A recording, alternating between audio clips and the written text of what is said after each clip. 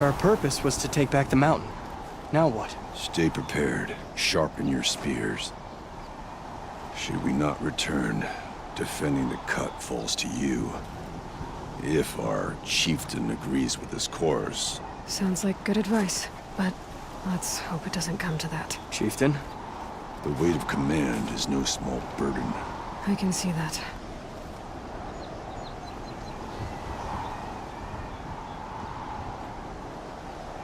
I take it you haven't spoken to Ourea yet? Why should I? This is what she wanted, to return to Thunder's drum. It is her only care. So I should have known she would find a way to push aside my spear. After the Carja took my sister, not all of her came back. What happened to Ourea when she was a captive of the Carja? As a shaman, she's adept with machines. Tracking them, stunning them. The Carja used her to capture them for the Sun Ring, where they were unleashed upon the innocent. They made her part of their blood sport. The shame she suffered beneath their pitiless sun. She survived. She endured. Endured by reminding herself of the spirit, her purpose. And now that's all she has. Tell me what happened to the first expedition. Ourea led the way to the summit, but it was blocked by a great door. Some kind of cauldron, new metal. We tried to break through, but it was unflinching. We were exhausted. No way forward and machines behind. I made the call to push back. It cost us greatly. But to remain would have cost us everything. I had hoped to never subject Ourea to that again. What do you think is beyond that door? I do not know. That expanse of metal, that dead hum. Nothing sacred belongs there. Machines and death, that's what the mountain holds. Death for us or for the daemon. And if we do find the spirit? Then perhaps we should put it out of its misery. For what it's worth, I'm glad you're coming with me.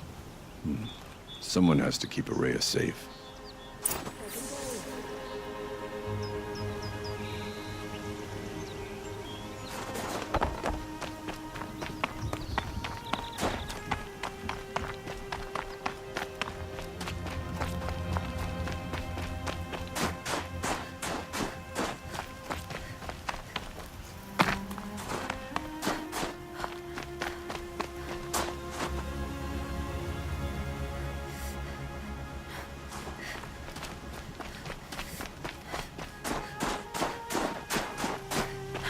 Aloy, this is it.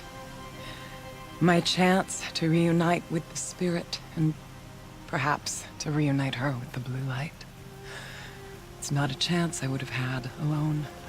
I needed an outsider.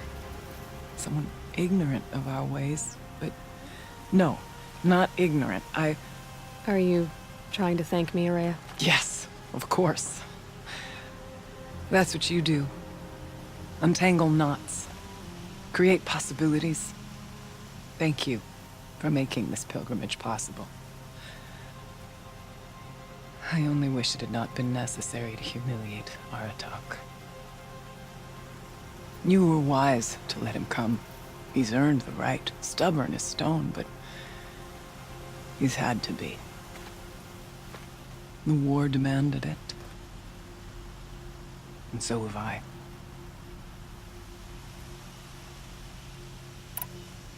Aratak told me you were a captive of the Carja for a long time. It sounded bad. For Aratak, it all comes back to that. He thinks the Carja changed me. They did not. They merely sharpened my focus. When all else is lost, you think about what's truly important. The spirit. The blue light. The beyond. And my brother, too. Every time I felt the chill northern wind, I thought of him, worried for him. What did the war do to Aratak? He cut away everything until only his true self remained. Unyielding ice. No Banuk has more sheer will. He fought the Karja for 1,000 freezing nights, yet always rallied his hunters at sunrise. It is said he endured 23 wounds in those years. His hunters counted them. He never complains of one. Instead, he complains that life with me is harder. He's right. What have I ever given him but struggle? Now that I'm chieftain of the Werak, I don't suppose I can order you to tell me about Silence? Aratak would never have presumed to grasp for a secret of the Conclave. But you are not Aratak, and if you have dealt with Silence, your need is well apparent. Silence came to Ban-Ur from the distant north, a young shaman of the Owl's Watch. A remote Werak that rarely comes south to parley. Silence was a shaman. He was. Or at least, when we sent runners to ask the Owl's Watch, they said he was. His knowledge of the machines was beyond compare, and he was hungry to trade what he knew to the rest of us. It didn't take him long to gain the trust of the Conclave, and eventually, an invitation to attend. What about you? Did you trust him? No. But he impressed me. He carried himself with poise and authority. I wanted to learn from him, but that was not to be.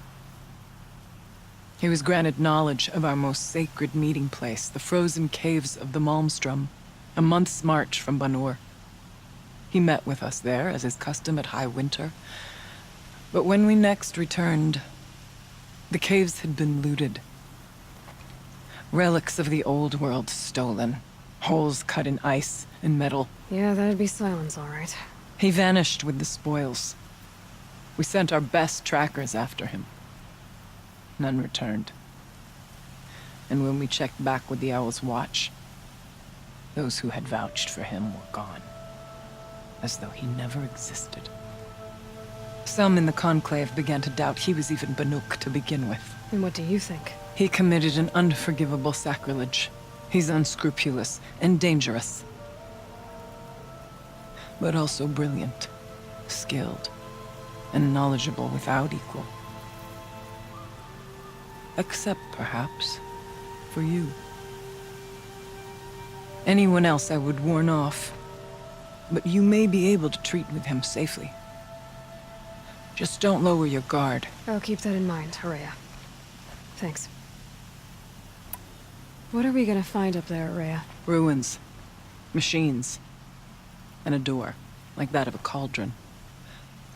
I have faith that you can find a way through it, Aloy. For beyond it lies the spirit. I know I can find her there. Though I do not doubt that Daemon has tried to hide the way.